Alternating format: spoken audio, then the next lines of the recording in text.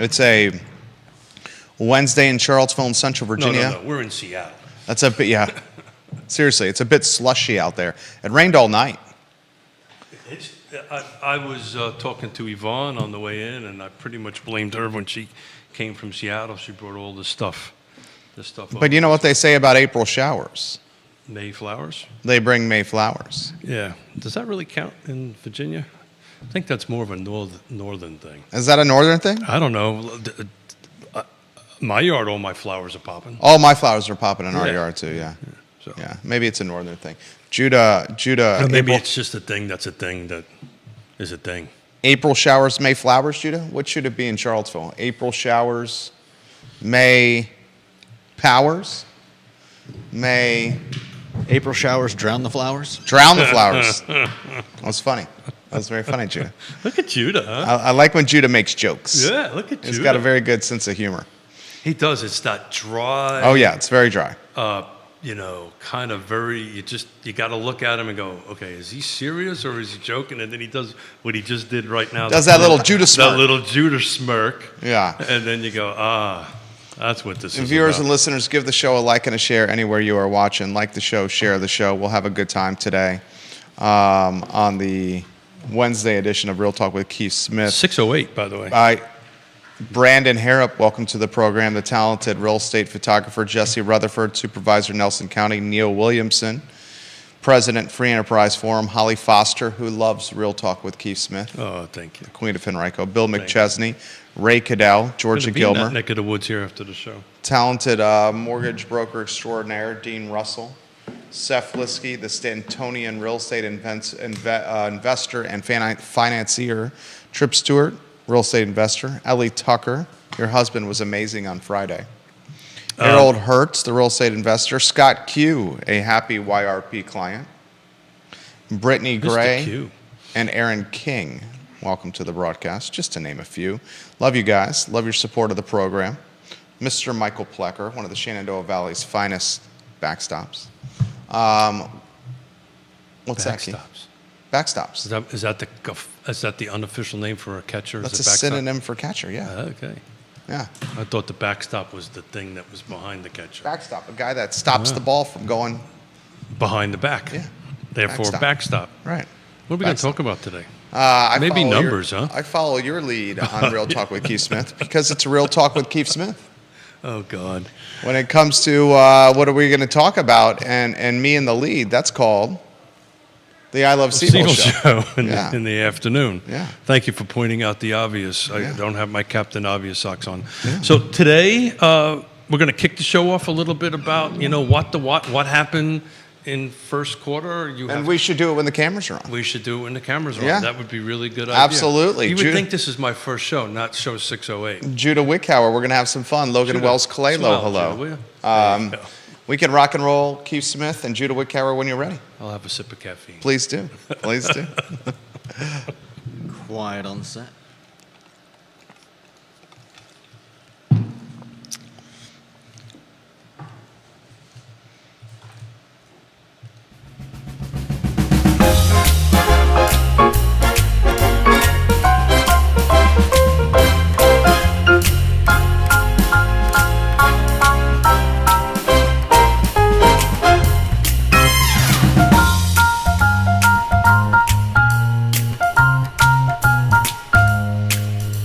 Good Wednesday morning, guys. My name is Jerry Miller, and thank you kindly for joining us on Real Talk with Keith Smith. It's great to be with you. Our studio in downtown Charlottesville.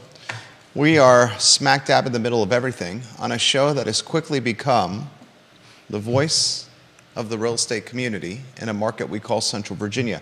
It's 300,000 people strong. The show is called Real Talk with Keith Smith. It's presented by Yes Realty Partners. YRP and Yes Realty Partners are trusted advisors in this crazy market and this crazy industry of real estate. Check out Yes Realty Partners online at yesrealtypartners.com. A lot to cover on Real Talk with Keith Smith with the star of our show, the always distinguished, the always debonair In my old man sweater. Keith Smith. He says he's wearing an old man sweater. I don't think it's old man sweater. Well, that's what the girls call it. It's an old man sweater? They say, It's a vest. They call it old man sweater. Old man vest, right? Isn't sweater with It's sleeves? just old man sweater vest, to be exact. Old man sweater vest? Old Now man here's sweater. the question I have for you. Good. Does the sweater have to have sleeves? To make it a sweater, does it have to have sleeves? Because what you are wearing right now, by my definition, that's a vest. I understand it's knit material, and it's the same material utilized in sweaters. But would that not be a vest This is a instead of a sweater? Sweaters have to have sleeves, do they not? Judah Wickower is often the voice of reason in This is topics like way this. above my pay grade. Viewers and listeners, is Keith Smith wearing a vest or a sweater? Or a sweater vest, and it's something new, something else. Or a sweater vest? Sweater vest is a mouthful, isn't it? A sweater, sweater vest is a mouthful. The rain is a mouthful. The rain is a mouthful, yes. the Well, rain if you is- go like that, it'd be a mouthful. Ray Cadell, I'm going to get Ray, to your hey- comment here in a hey, matter Ray, of moments. Ray, thank you. So look, I wanted to kick off. This is the first couple of days of the second quarter. We kind of typically 1 or 2 days after the end of the quarter, kind of take a look at the quarter that was in our car footprint, and then we usually compare it to what the quarter was the previous year. So we've got a bunch of slides that we'll go through that, but maybe we'll take Ray's comments first. I think it's a and then- great comment. And we'll kick on from there. I think it's a great comment. Ray Cadell, he's a broker. He's been in the game, I want to say 30 years and change. Oh, I think more than that. Way more than that. Ray Cadell, are you at the 40 I think mark? he's been in it longer than we've been in the game. That I know for a fact. Okay. He's got this comment. J-Dubs, check my Facebook page if you could, please, sir, with the show airing on that page. I see everything else connected beautifully. Ray Cadell says this: if interest rates come down a tick, there is a theory that lots of buyers are on the sidelines just waiting.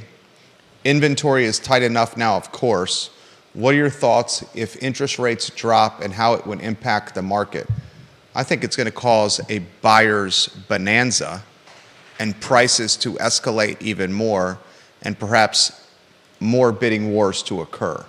But Keith Smith, you're the star of the program.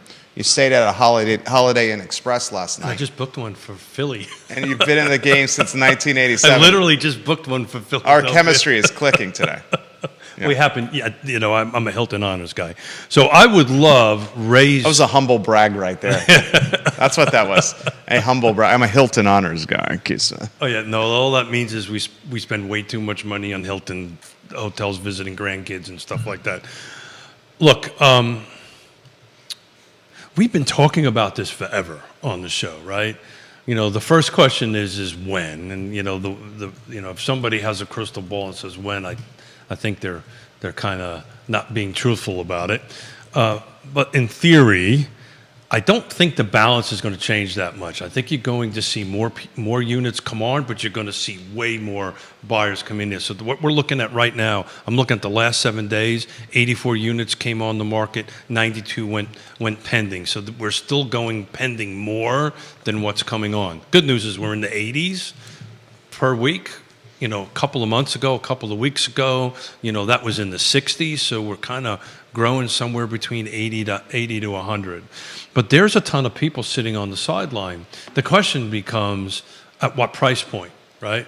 So I think the first-time home buyer or the people that are trying to get into the entry level, as we go through these numbers today, are going to be somewhat shocked. Sticker shock is pretty tough. As interest rates drop down, homes become more affordable.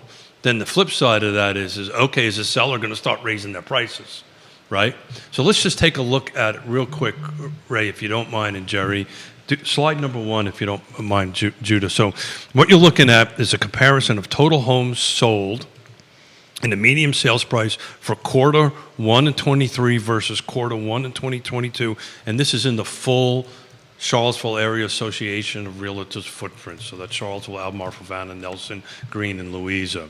It's everything, right? It's attached, detached, new construction condos. So when you take a look at it, the number of sales in that full footprint was down 8%. So we're selling, as a footprint, 8% less homes These are homes that have actually closed, not under contract, but closed, but the price went up 9%. So if we were just to take a snapshot of what this is, quarter over quarter, full footprint of everything that's trading, every product type is trading, we're basically down 8 or 9%, 8% exactly. And 2023 was a down year. That's my point. But the interesting thing is when we start taking a greater look into each jurisdiction, you'll find each jurisdiction performs very differently. Charlottesville, for example, is way up, way up. And the question is why on that, which it took me a half a night. Charlottesville City. Charlottesville City. I mean, we know why. Well, It's close to employment. It's close to appointment. Employment. Did 39 years for Ray Cadell in the business. Yeah, that's what I thought. I thought he had way more than me. He said 80% of his career has been with first-time home buyers. Yes. It's a sad nightmare for them right now in Charlottesville and Albemarle County. And it's just going to get worse because this decoupling that's who's going to impact the most. The people that can't afford it, and how professionals like Ray and other folks are going to go ahead and navigate that is what's the topic du jour on how to help these buyers make some magic happen. We should get Ray Cadell on the show. I would love to get Ray. We've had Ray a bunch of times. He's played taps for us and on 9/11 a couple of times, and would love Ray on it. But so overall footprint, down 8% in volume, up 9% in cost. Slide 2. Slide 2, Judah. This is shocking. Oh, Shocking. put that on screen, Slide J-Dubs. 2. Everybody take a look at the left side, my arrows, right? Sales were up 22%. So there's 22% more homes that closed this first quarter in the city of Charlottesville. This is everything, right? Versus the same quarter in 2023. Take a look at what the price jump was. 38%. There's been a 38% jump. It went from $380 as the median sales price last quarter to $525.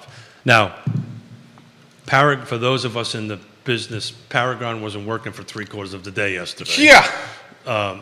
So I did this literally from like 8 o'clock at night to 2 o'clock in the morning.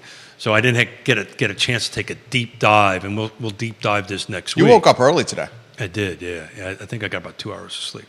And was that a humble brag again? No. Okay. This is nothing to be bragging about. Yeah, no, I'm not exactly thrilled about it. So I'm going to find out why, right? What happened? I have to take a look at each individual transaction. I did a little bit of it last night. The question is, did the rezoning bump price and bump sales? Is that what's going on here? I don't think so. No. Do you think so? I think not. Yeah. I think when we take I took a very cursory review of it just to take a look at who the buyers were, right? So as a rule of thumb, you're going to be looking for LLCs, right? Some sort of business, because I can cross-reference the GIS. So that's what I did for about a half an hour last night. Didn't see a lot of LLCs in the transactions. There was a few. So if you remember when we did the show at the beginning of the year, Charlottesville was way down, like way down by in the 35% down in sales. It just reversed its numbers in the first quarter. And we talked about that in the beginning of the year, that I thought that was a bit of an anomaly, and let's see what happens in the first quarter. Well, we now know. First quarter was a 38% jump in sales price and a 22% jump in volume. So the volume kind of balanced itself back out versus the end of the year. So I thought that was interesting. Any professionals out there listening, if they can get their 2 cents on it, why they think that number's jumped on it. But I just think this is cyclical, and the buyers just hit the Charlottesville market. Realtors, let us know your thoughts. We'll relay it live on air. We got comments coming in on the feed here as you see my fingers firing away. Ray says this. Ray, you got to come on the show. And that's Keith's call. He says, say that again about decoupling, because that's where the pain point is, and first-time buyers often just do not have the available cash to Yeah. pay a buyer's representative on top of down payment and closing costs. Yeah. They are the first rung on the real estate ladder, Ray Cadell says, and if they can't take that first step, the problem will just flow upwards and it impact every rung. So it depends on how.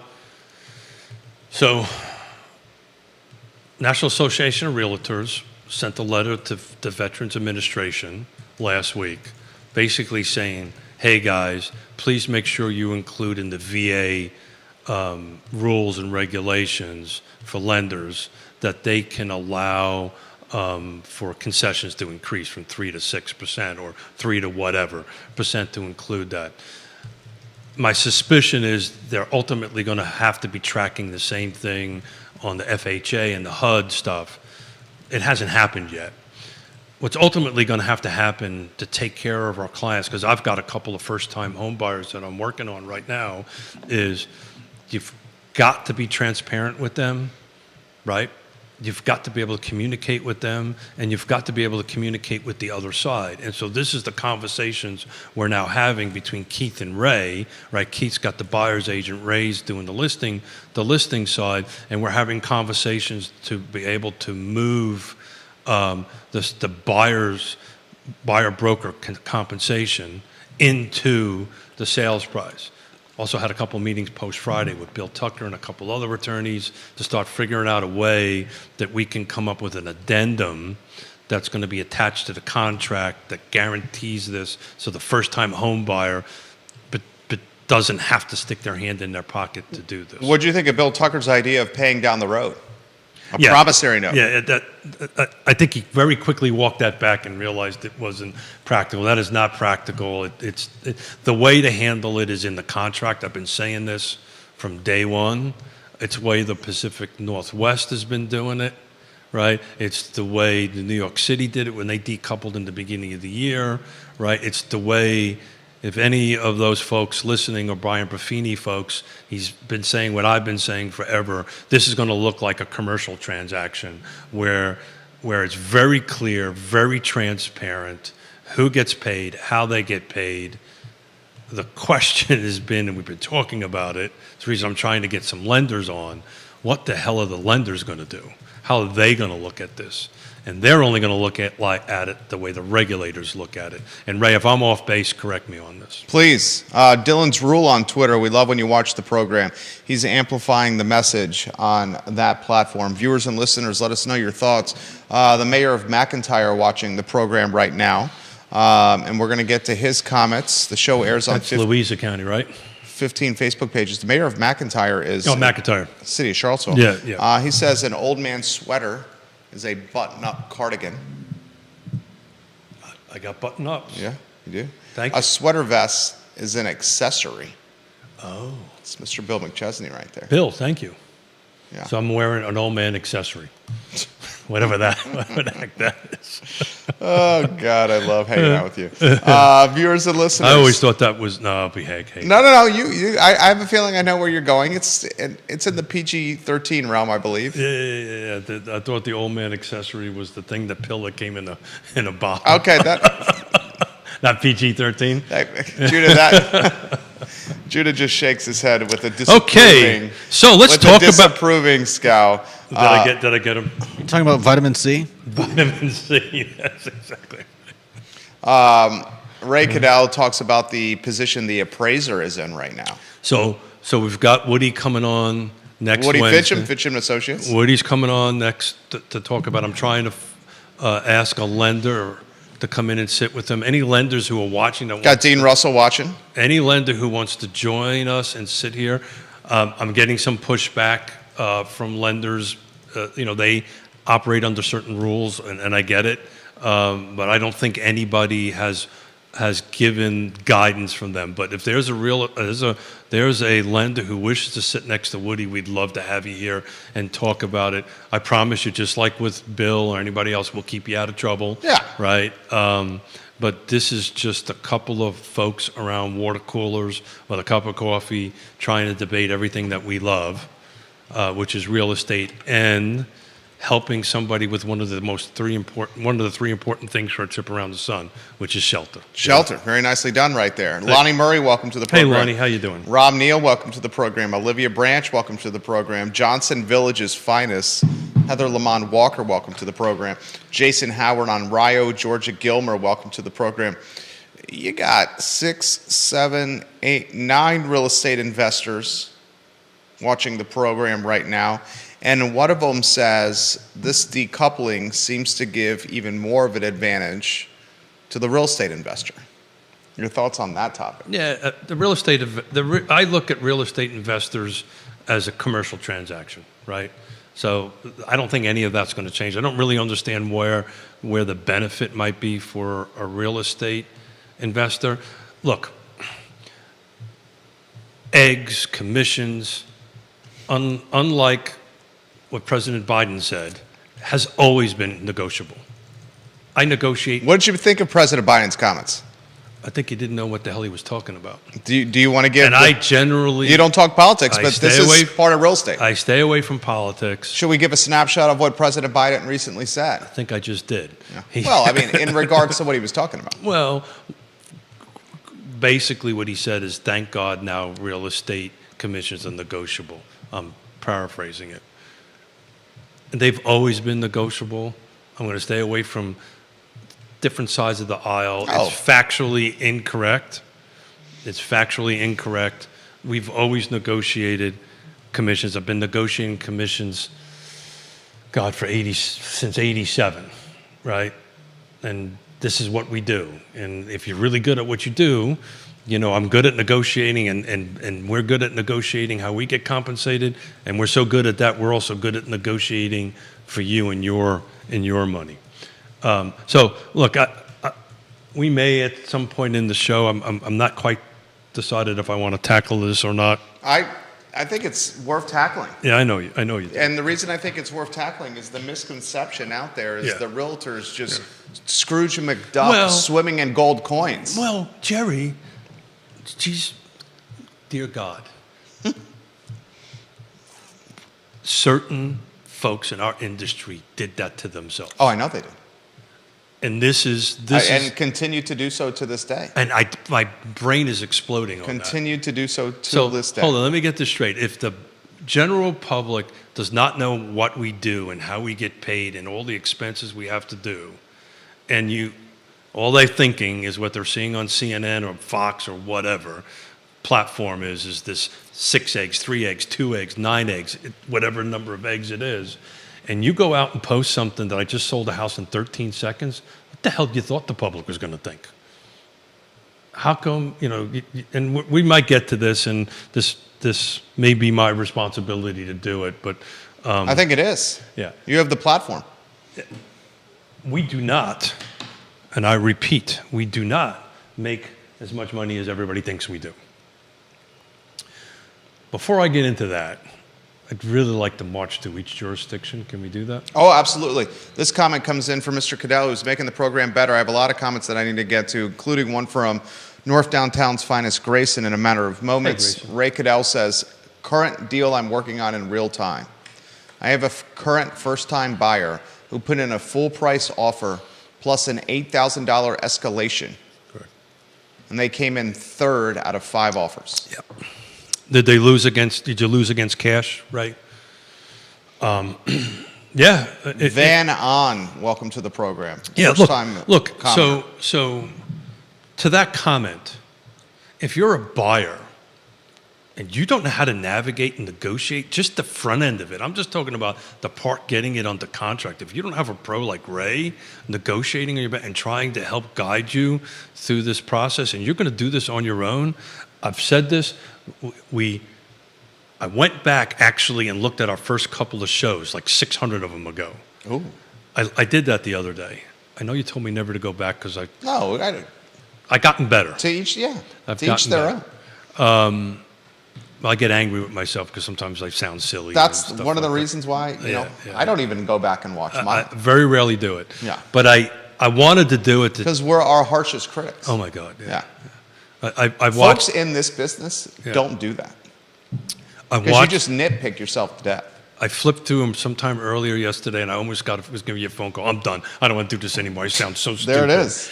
But I did it for a reason, because the first several shows we did over 5 years ago, I was holding what I got holding in my hand is my phone.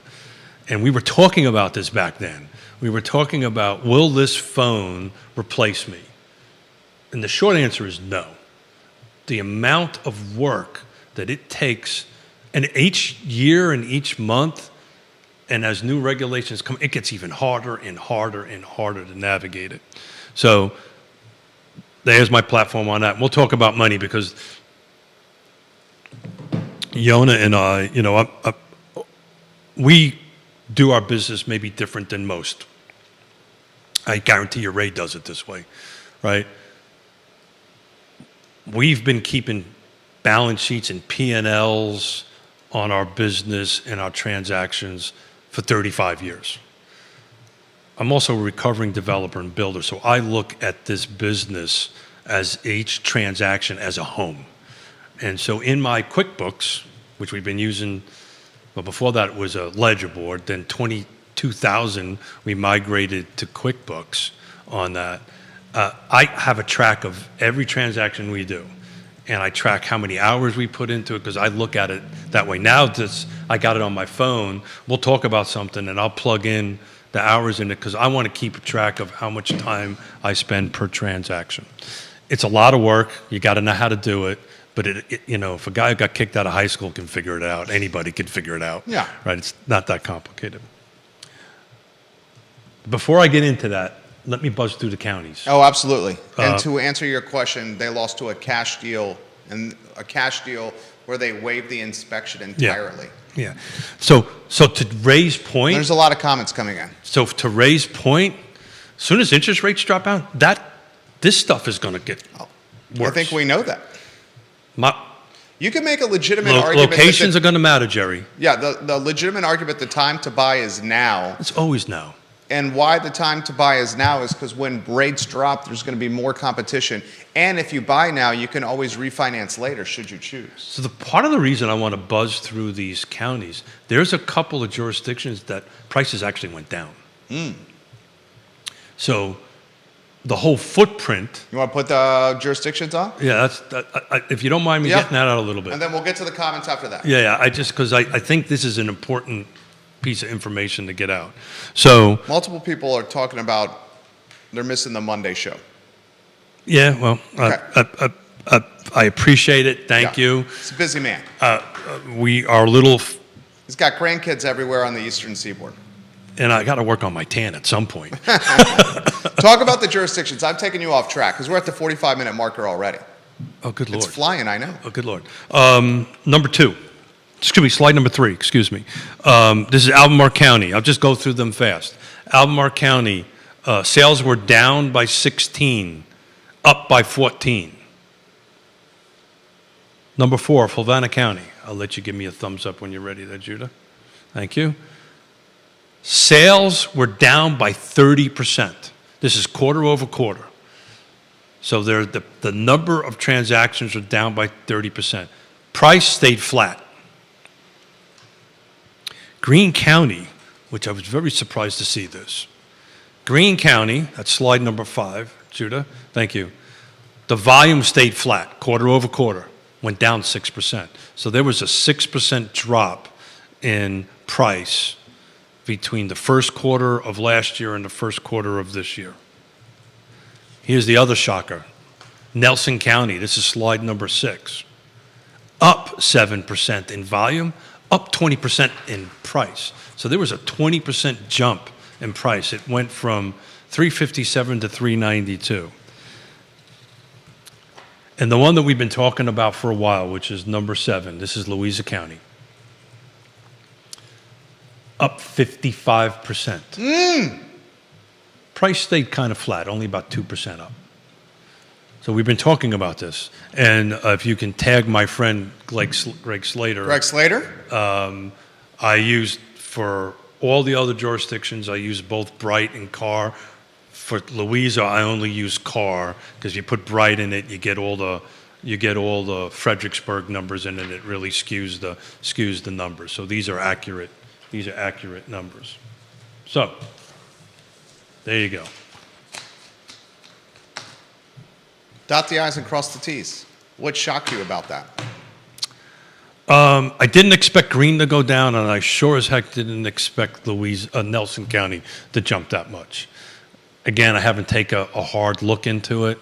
I'm not shocked about the uptick in Charlottesville. I think last year was kind of a let's hurry up and wait and see what happens. I think that might have been the impact of zoning. Maybe not. I'm sure there's multiple reasons for it, but it seems to be back on par for it. So I was very surprised to see the Nelson County one, though.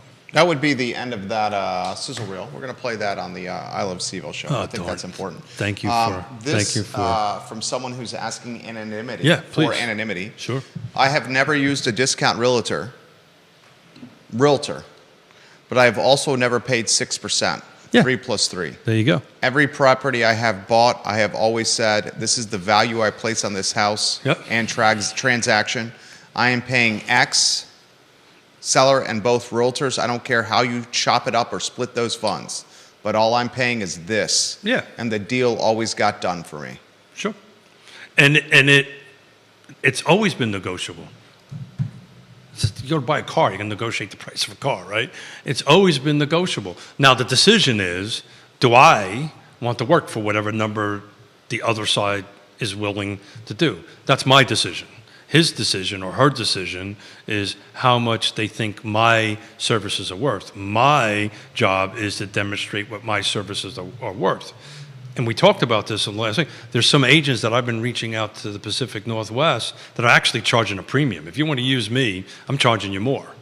But that's the way the open market, Free market. free market is supposed to be, right? The reality of it is there was never any thing that ever written or otherwise It wasn't very transparent. transparent. I agree 100%. It wasn't very. Nobody talked about it. It's kind of like, I got to be careful. It's kind of like something in a family that everybody knows about, but nobody ever talks about it. Like what? I have no, I got to be careful, right? Because I get myself into trouble. I can assure you the Smith family does not have that problem. Okay. Are you alluding? No, Okay. that Smith family does not have that problem. It drives Yona nuts because we talk about everything. Okay. There's zero things that are hidden out there. So I think part of the problem is what we were also told? Well, you're not supposed to talk about commissions publicly. And I always thought that was BS. Definitely. I've always thought that was BS. I think the rationale behind it was, it could be considered collusion or it can be considered whatever. Well, isn't that ultimately where we ended up because we didn't talk about it or we didn't say, hey, this is what I'm worth, right? I'm worth a certain amount of money, Yeah. right? And if I can't demonstrate what my worth is, then I shouldn't be in this damn business. Comments coming in. This is from a YRP partner, Oh, Mr. Michael Plecker. Mr. One of the Plecker. Shenandoah Valley's finest backs. Backstops. I like Mike Plecker. Those types of stats could have been describing the outlying counties in Northern Virginia as the growth pushed prices up and buyers started moving to Prince William and Loudoun over the many years I lived there. We see the same here now with Charlottesville and Albemarle becoming unattainable for many, many buyers.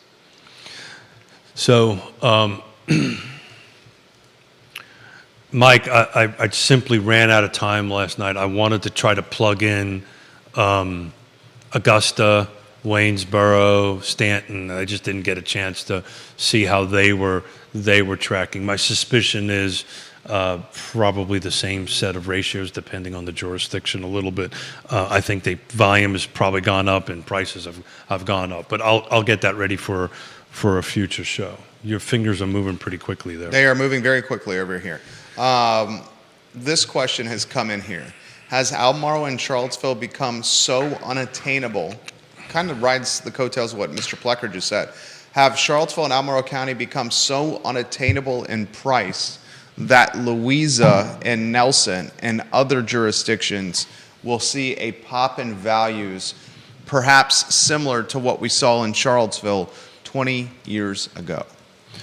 The short answer to that is yes, right? And the other thing is that's where the buyer who can afford it, that price point is migrating, right? So Greene County, the end of this first quarter, the median sales price was $365. Remember, I said that was 6% down, right? So quarter over quarter, that was 6% down.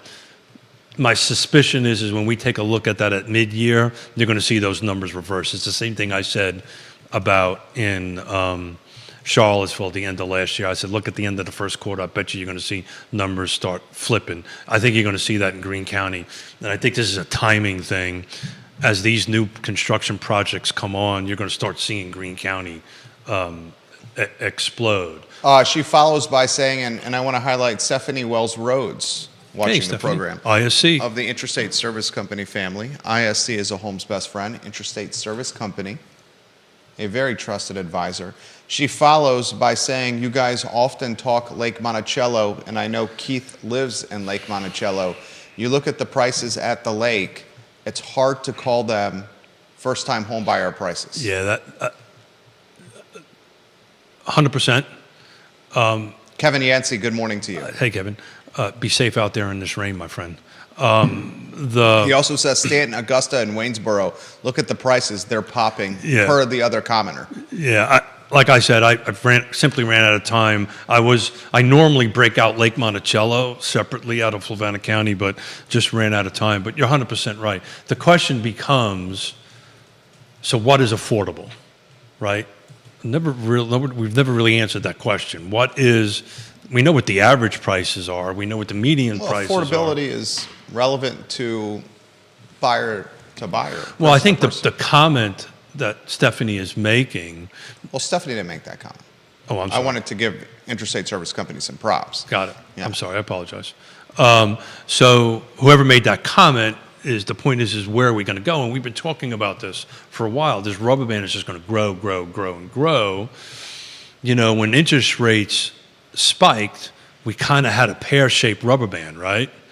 Right, kind of wrapped a little bit closer to Charlottesville, went a little bit up towards Waynesboro, that kind of area. Back to Ray Cadell's comment, what's going to happen now, I think when the interest rates lower, you're going to see this rubber band get back to where it was closer to the pandemic or the unicorn years as far as, you know, activity going further out. Keith Smith, comments are coming in. You want me to throw some more to you? Yeah, sure. Go ahead, buddy. Where's the first-time home buyer market?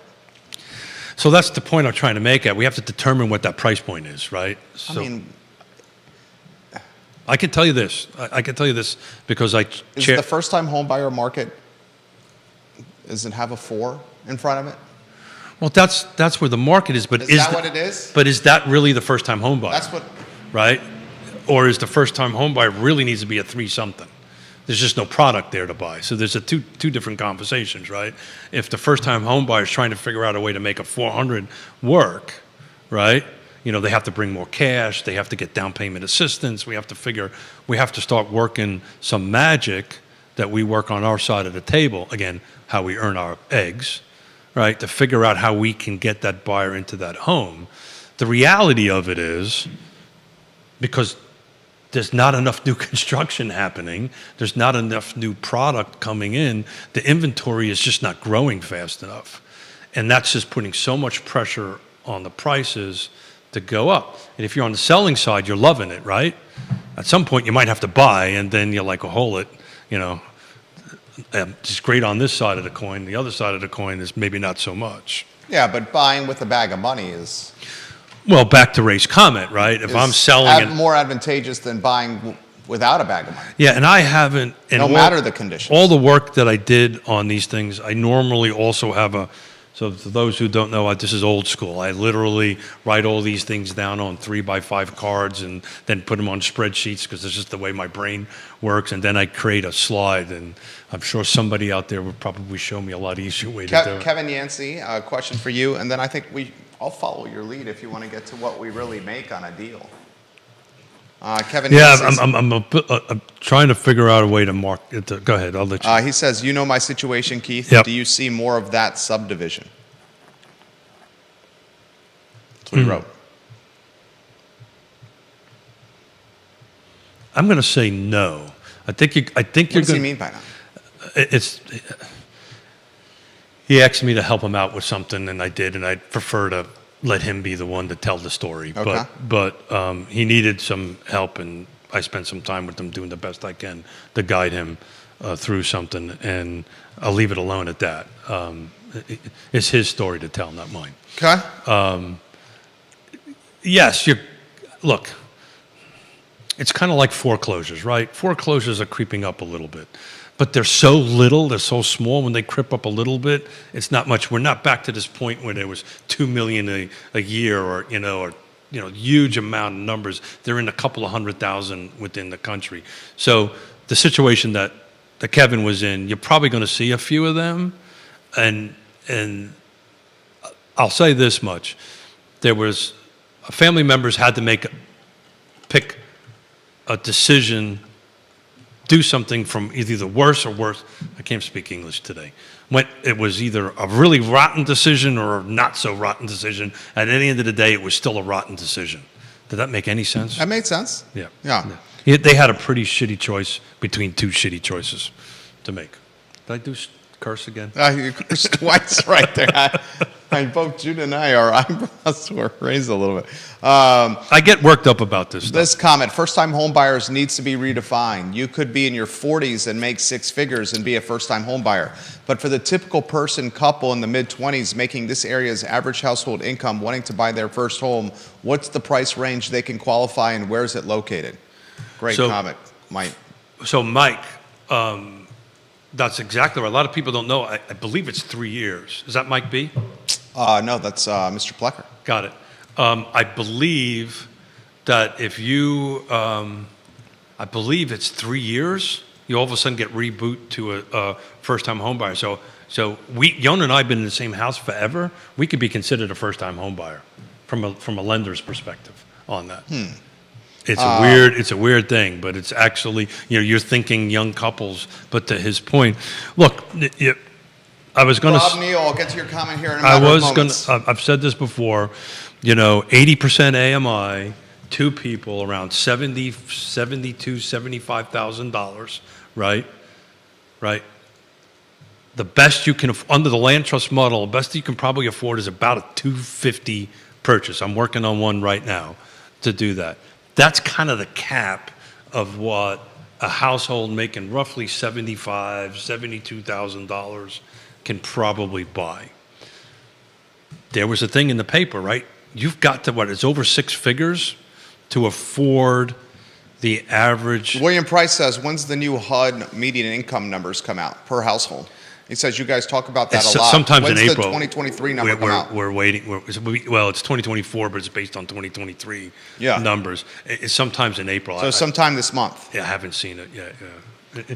It'll hit my email as soon as it comes in because we've got to revise all our land trust minimums, and it'll go up for sure. I mean, 123.3 now, 123,300 per household. I wouldn't now. be surprised if that was a 125 or north. I would not be surprised. I wouldn't be surprised if that was higher. I wouldn't be. Well, it's the median, right? So there's a lot of folks. So it catch the middle, but I wouldn't be surprised to see a 125. And I remember I was on a panel discussion, and I remember the people from Miami just heads exploding when I told them it was we were 123. That just rocked their world. Kevin Yancey says my in-laws sold their house in Stewart's Draft. They had bags of money and could not compete. They don't want another 30-year mortgage in retirement, so they bought a modular home and have no mortgage. Yeah. Rob Neal. Thank you, Kevin. That wasn't my story to tell. Rob Neal says, buy now versus later with rates. It all comes back to math. How much will a refinance cost once rates fall? How much will rates fall? And how long do you plan to remain in that home? Rates might not fall enough to justify refinancing based on expected length of usage. What is the expected price reacting per 25 bips and the rate drop?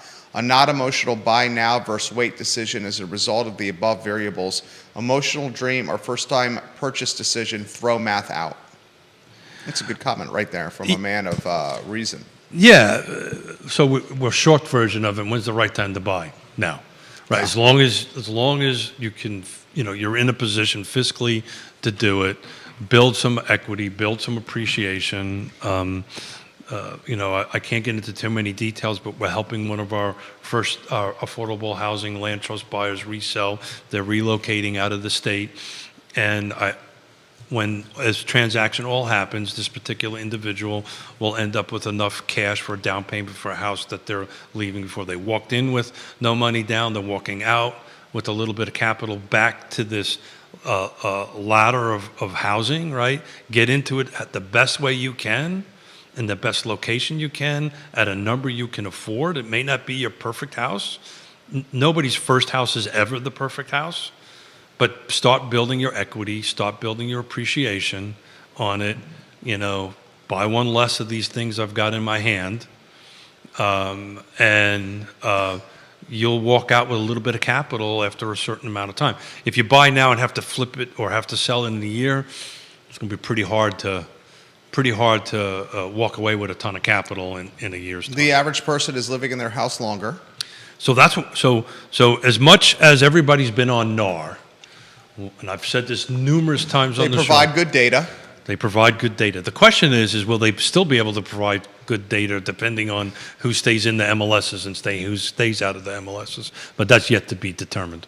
This question's come in. You guys talk about the merger of the MLSs. Stephen watching the program, he's an investor. Where's the status, or what's the status with Bright? So I'm not in the room, so I don't know.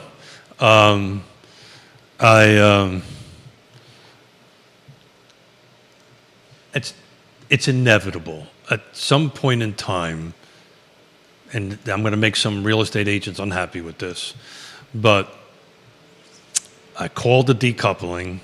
You did call it. You called it.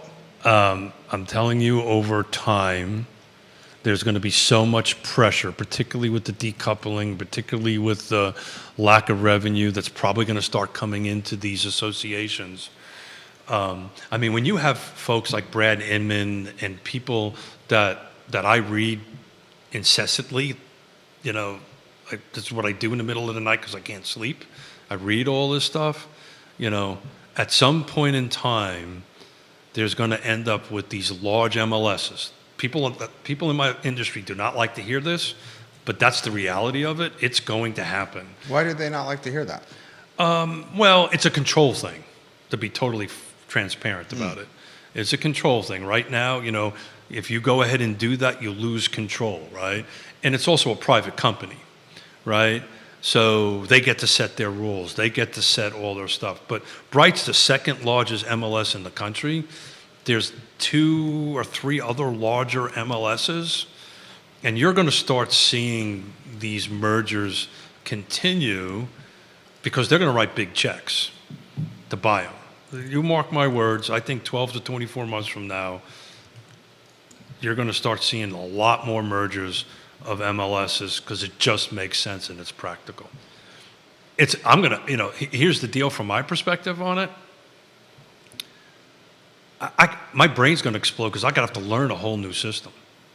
Right? All this work I do for the show is based on Cars, Paragon. If there's some sort of merger, then I've got to relearn all this stuff, and you know how slow I am. That was a joke. You're not that slow. You're fast on that bike. Yeah, I know. You getting bike rides in? I did on Sunday. It was a dumb move. Why is that? It was stupid. I shouldn't have did it. I rode from Charlottesville from our house to Richmond again. Left at 12 o'clock, which was not smart. because all the church traffic came out. You got stuck in the church traffic. And it rained halfway through. Okay. Gray says down the road, Grayson, we love when you watch the show. Then Scott Thorpe will get to your comment in a matter of moments. He's a commercial and residential. Grayson says, but you haven't talked if the merger or these big MLSs, is that what's best for us, the consumer? So he's saying you're talking about it from the real estate side, the realtor side, but what's best for the consumer? I'm not so sure anything will change. I just think it'll be I don't know if it impacts the consumer that much. I think the fact that we're decoupling and you have to have this transparent conversation, which you should have had all along, which most of us do, by the way, on it. The number of agents that didn't is not that large. It was just enough to cause this to happen on it. I'm not so sure. That's a great question. I've got to ponder that a little bit. My thinking, it's going to be a lateral move.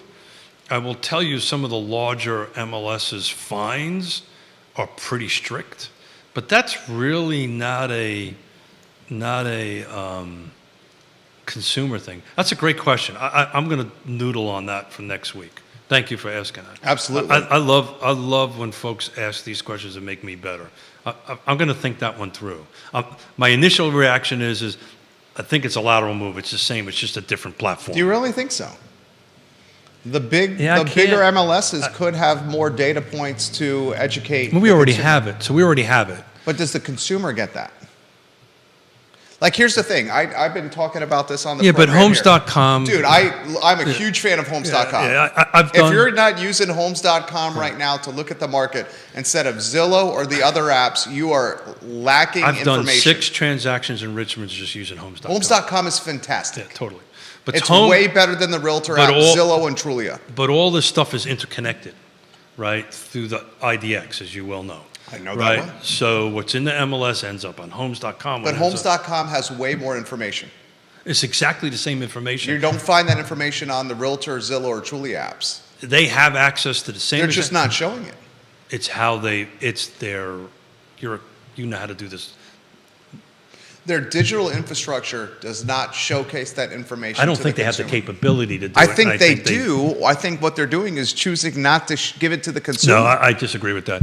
I disagree with that vehemently. I only know. You can always update infrastructure. You can always update. I only know this is because I sat down for a cocktail with the guy from the CEO they created some, whatever you guys do on digital the back, infrastructure on the back end that's proprietary to them, that they can figure this stuff out that nobody else can. I don't buy that. I'm just telling you what I was told. Yeah, because we're in the digital infrastructure business. I don't know how they do it, but you can always improve it. Yeah. So are you suggesting Homes.com is going to replace the MLS? I'm not suggesting Homes.com will replace the MLS. I am suggesting that Zillow, the Realtor app, and Trulia are getting their butts kicked by Homes.com. Oh my God, yeah. Folks, use Homes.com to learn about real estate. So they're not MLSs. No. So Homes.com is basically a digital diary of a home. Correct, because it's basically it's close to a Carfax of a home. So what they have done is they've merged together stuff that you get off the MLSs, stuff you get off of GIS. Stuff that you get at courthouses. So what they've done is they've tied in, and these are all different platforms that are not connected to one another. They've connected them. However they do that. Amazing. They figured out, absolutely. They spent $1 billion with a B. September, this is when they shared this with us. $1 billion. That's on advertising. Yeah. That's not even on the work that they did. The build. They are doing that. Do we know who owns Homes.com? Do you know? Do you know? CoStar. There you go. What is CoStar? Who also owns CoStar? CoStar is part of the LoopNet family. And who also owns Apartments.com? CoStar. Yeah. So there's this huge platform that goes ahead and does that. Zillow, Realtor.com,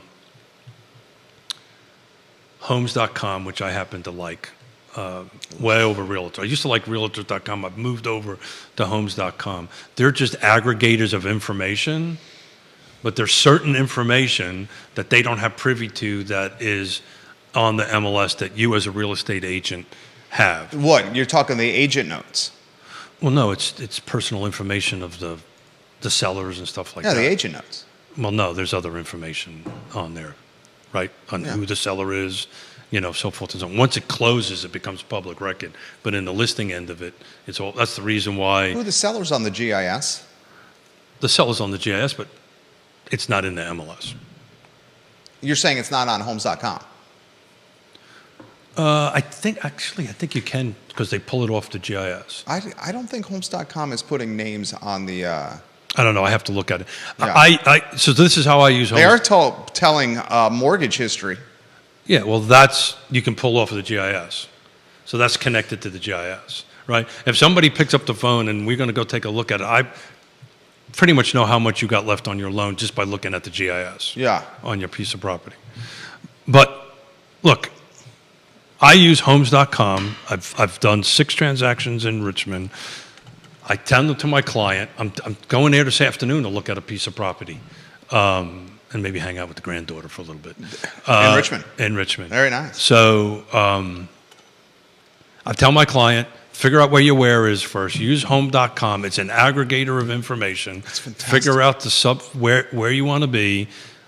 I've got it set up that they touch base with me directly, just like I can do in Paragon through my Homes.com account, because I've got an agent account on that, right? That gives me access to the back end of Homes.com that you have on that. And then I pick up the phone, I call up Jerry. This is exactly how this is going to work, decoupling. I pick up the phone and call Jerry, who's got a listing on 123 Main Street in Richmond, and I say, okay, Jerry, who I am, this is who I am. Here's a copy of my license. I'm a licensed agent in the state of Virginia. Here's my brokerage. I'm a licensed, attached to a brokerage. Tell me about your showing instructions, because that's not in Homes.com, right? Tell me about, is your seller offering any buyer broker compensation? Because that's not going to be in Homes.com because they're connected to the MLS, which it can't be in the MLS on it. And we have a conversation. What was the 3 things I talk about since the decoupling? Communication is the last. Transparency, and be that trusted advisor, right? Go ahead and show what your worth is on it.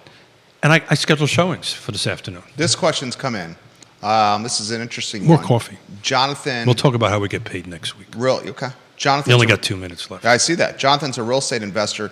Does he envision a time when the MLS does not exist? No.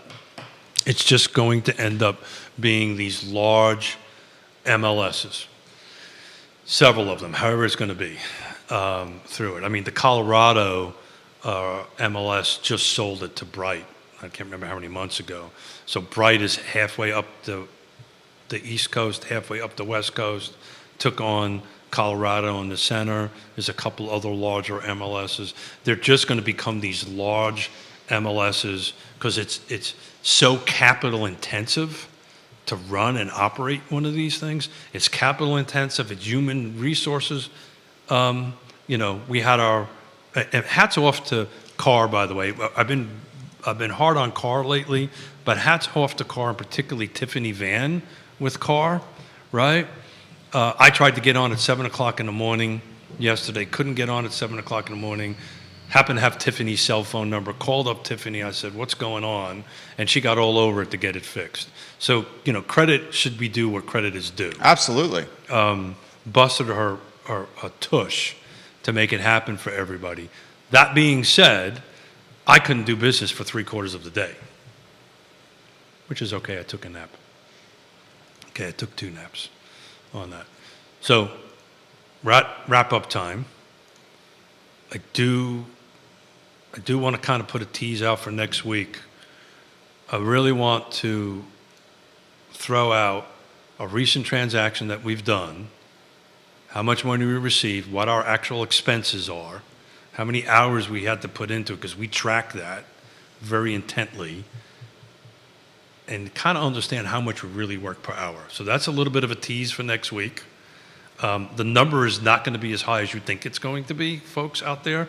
Us real estate agents know this, but if you track this right, If you go ahead and run your business like a business and do a silly thing like put 25%, which is what we do, aside to pay Uncle Sam, right? Because we got to pay that. We got to pay health insurance. We got to pay auto insurance. We got to pay fuel. All these expenses, and I've got a detailed list on it. You'll be surprised how much we work an hour on it. It's why not too many people go into a lot of people try to get licensed. To be successful at it is very difficult. I love it. I love it. Keith, a pleasure. Yeah. I'll have more coffee next time. I got to go to Richmond. I got to use homes.com to make a sale. Help some people buy a house. Guys, we appreciate the comments coming in for the viewers and listeners. Certainly appreciate it. Judah, thank you. Judah Wickhauer, director and producer. Keith Smith, star of the program. Sweater vest. Sweater vest. Oh, no, it's an accessory. Accessory. No, Bill. Cardigan. No, Bill clarified this. Accessory. I am accessorizing. You're today. accessorizing. I'm accessorizing. You're looking sharp. Back in the saddle on Wednesday. Back in the saddle on Wednesday, visiting grandbabies and in Philly. Oh. There's our oldest daughter's working in Philly doing a shoot, and grandkids and husband are coming down. We're going up, and we didn't get a chance to see him for Easter, so we're gonna spend Thursday, Friday together with them. Come back because we got a full plate on Saturday. And My friend, you're fantastic. Keith, Judah, Jerry, Real Talk with Keith Smith, online at realtalkwithkeithsmith.com. Thank you kindly for joining us, the I Love CVille show at 12:30. So long, everybody. Great episode yesterday, by the way. I watched it. That was awesome. Thank you. So long, everybody. Well done. Thank you, sir. Please.